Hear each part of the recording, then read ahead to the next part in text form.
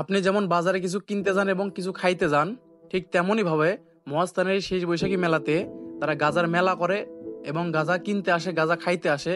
এক কথায় মহাস্থানের শেষ বৈশাখী মেলাতে এটা গাজার আড়ত বেনে ফেল দেয় তারা।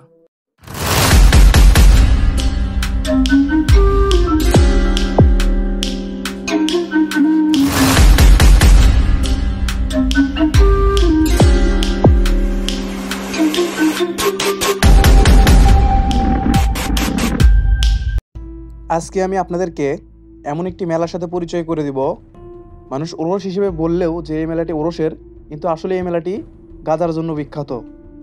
এটা হচ্ছে মহাস্থানের শেষ বৈশাখের মেলা। বৈশাখ মাসের শেষ বৃহস্পতিবারে এই মেলাটি আয়োজন করা হয়। আসলে এই মেলাটি ওরসব্যাপী আয়োজন করা হয়, কিন্তু এই মেলাতে গাজাই বেশি চলে। আসলে এই মেলাটি গাজার জন্য বিখ্যাত। আপনারা যদি কখনো আসেন তাহলে বুঝতে পারবেন যে এই মেলাতে কী পরিমাণ গাঁজা বেচা কেনা হয় এবং মানুষ গাঁজা কিনে। আসলে আমি আপনাদেরকে সব কিছু ভালোভাবে দেখানোর চেষ্টা করব যে গাঁজা কীভাবে চলে। দেখেন, প্রকাশ্যে তারা গাঁজা খাচ্ছে এবং গাঁজা বিক্রি করতেছে। আসলে এই মেলাটি গাঁজার জন্য বিখ্যাত। আমি আপনাদেরকে এই মেলাটি ফুল ঘুরে এবং আপনাদেরকে দেখানোর চেষ্টা করব যে এই মেলাতে মানুষ কী পরিমাণ গাঁজা খায় এবং এই মেলাতে কী পরিমাণ গাঁজার বিখ্যাত। তারা প্রকাশ্যে গাঁজা কাটে এবং প্রকাশ্যে গাঁজা খায়, ভিডিও করতে দেন। আমরা অনেক চুরি চুরি করে ভিডিও করছি। দেখেন, এরা হচ্ছে বাবার বড় পাগলা ভক্ত। এদের মনে হয় ঈদের দিনেও তো শান্তি পায় না, যে এরা শেষ বৈশাখ আসলে যেরকমভাবে শান্তি পায়। আসলে সপ্তাহ এখানে ফ্রি, যে যার মতোভাবে গাঁজা খাচ্ছে, যে যার মতোভাবে গাঁজা বেচতেছে। এক কথায় আপনি যেরকম মাছের বাজারে মাছ কিনতে যান, ঠিক সেরকমভাবেই এই মহাস্থান শেষ বৈশাখীর মেলাতে মানুষ গাঁজার মেলাতে গাঁজা কিনতে আসে এবং গাঁজা খাইতে আসে। আর হ্যাঁ, আপনাদেরকে আমি একটা কথা বলতে তো ভুলে গেছি, এই জায়গায় পুলিশও আছে, কিন্তু পুলিশ যখন মাঝে মধ্যে আসে তখন একটু বন্ধ থাকে। দেখেন, এখন পুলিশ আসছে, তার জন্য অল্প একটু সময়ের জন্য বন্ধ আছে। একটু আগে পুলিশ আসছিল, তার জন্য সব বন্ধ ছিল। যেই পুলিশ চলে গেছে তারপর তিনি দেখেন আবার শুরু হয়ে গেছে সব কিছু। আসলে এই মেলাটি গাঁজার জন্য যে বিখ্যাত, তাহলে পুলিশ এসে কি করবে আর না এসে কি করবে? তারা দিনে বলেন রাতে বলেন, একটা দিন সব সময় গাঁজার উপর থাকে। তো এদের পর মনে হয় একটু গাঁজার ভাব পড়েছে, তার জন্য দেখেন কি মাতলামি শুরু করে দিচ্ছে এরা বলার বাহিরে।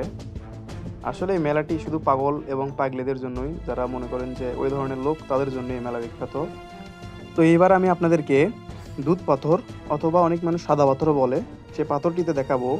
সেই পাথরে প্রতিনিয়ত শিরিক হচ্ছে। তো চলেন সেদিকে যাওয়া যাক, গিয়ে দেখানো যাক। আর হ্যাঁ, একটু আগে তো আমি আপনাদেরকে বললামই যে যখন পুলিশ আসে তখন সব অফ। আবার পুলিশ আসছে, অল্প একটু সময়ের জন্য অফ থাকবে, তারপরে আবার সব চালু। পুলিশ আমি ভিডিও করতেছিলাম, আমাকে বলছে বেটা কিসের তত ভিডিও করা লাগে।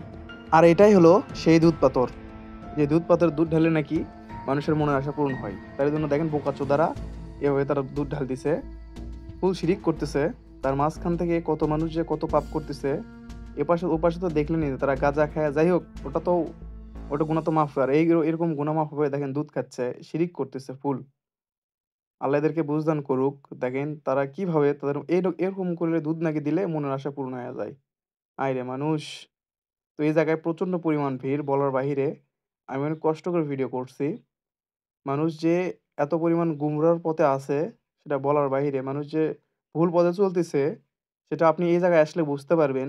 আসলে এই জায়গায় যে ভালো মানুষটি শুয়ে আছে, হযরত শাহ সুলতান রহমাতুল্লাহ আলাই, সেই মাজারকে ঘিরেই তারা এত উৎসব করে। মানুষ যে কি বুঝে, কি শুনে, কিভাবে এগুলো কাজ করে আল্লাহ জানে। তো চলেন এদিকে আর কথা না বাড়িয়ে মাজারের ভিতরে যাওয়া যাক, গিয়ে দেখা যাক। আর এই মেলাতে প্রায় 1 থেকে 1.5 লাখ লোক সব সময় যাওয়া আসি করে। এটাই হচ্ছে সেই মাজার, হযরত শাহ সুলতান রহমাতুল্লাহ আলাই। যে মাজারকে ঘুরে মানুষ এত খারাপ কাজ করতেছে, এত কিছু করতেছে, অথচ এই মানুষটা আমাদের জন্য, আমাদের ইসলামের জন্য কত কিছু ত্যাগ স্বীকার করছে। দেখেন মাজারে মিশে টাকা দিচ্ছে, কেউ কেউ উঠা চাচ্ছে। মানুষ যায় যেরকম তাই সেরকমই করতেছে এই জায়গায় এসে। তো চলেন ওদিকে আপনাদেরকে ঘুরে একটু পাগল পাগলির লাশ দেখান যাক। আমি তো আপনাদেরকে বলছি যে এটা পাগল পাগলিদেরই মন করেন যে একমাত্র মেলা। লাশ গান সবকিছু, ইবাদত তো নেই, নামাজ কালাম তো কেউ পড়ে না। ওই পাশে মাজার আর এই পাশে বসতে না জান করতেছে তারা। আইরে মানুষ!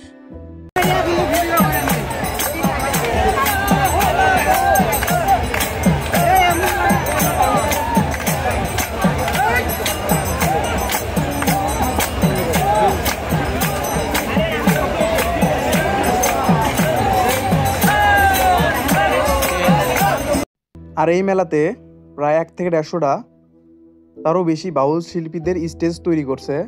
তারা শুধু গান করবে এবং নাচ গান করবে, আজকে সারা রাত মজা করবে। আসলে তাদের ঘিরেই এই মেলাটি উৎসব পালন করে। আমি আপনাদেরকে এই মেলা সম্পর্কে ফুল ধারণা দেওয়ার চেষ্টা করেছি। আমি জানি আপনারা যদি আমার এই ভিডিওটা ফুল দেখেন তাহলেই বুঝতে পারবেন যে মহাস্থান শেষ বৈশাখী এই মেলাতে কি কি হয়। তো আপনারা যদি চান আমি এই ভিডিওর দ্বিতীয় পার্ট নিয়ে আসবো, আপনারা বেশি বেশি কমেন্ট করবেন। আপনাদের সঙ্গে দেখা হবে খুব তাড়াতাড়ি আবার। ততক্ষণ পর্যন্ত আপনারা সবাই ভালো থাকবেন। আসসালামু আলাইকুম।